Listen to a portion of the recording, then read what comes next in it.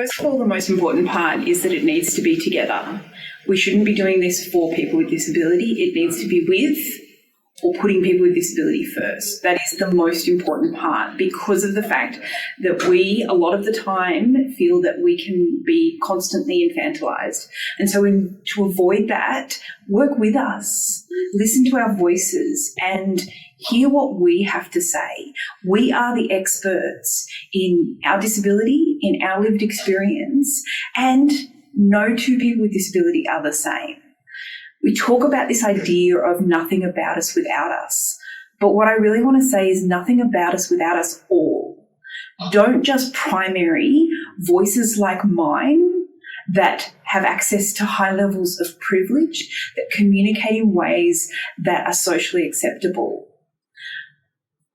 Primary all voices of disability and recognise that we are not a monolith.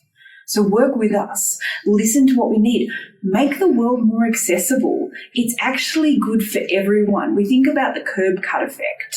This idea that if we cut the curbs so that wheelchair users or people with mobility aids are able to, move from one side of the road to the other. Well, we now know that that works great for anyone with a wheelchair. It is also fantastic for prams. It's great for small families. It is great for everyone. It could be great for people who are dropping off packages because they're having to wheel a trolley around.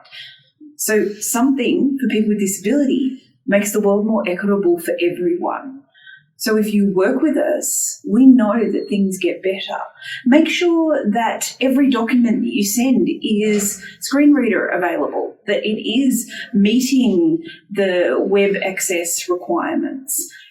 It's not actually that hard, and there are inbuilt checkers in our systems that make our lives so much easier.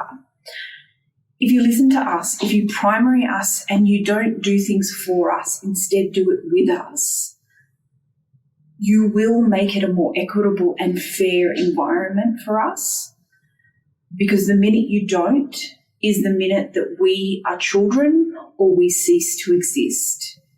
And I don't know, I like existing, and I know many amazing people with disability who are just doing their life every single day and making small incremental changes. We don't have to be inspiration.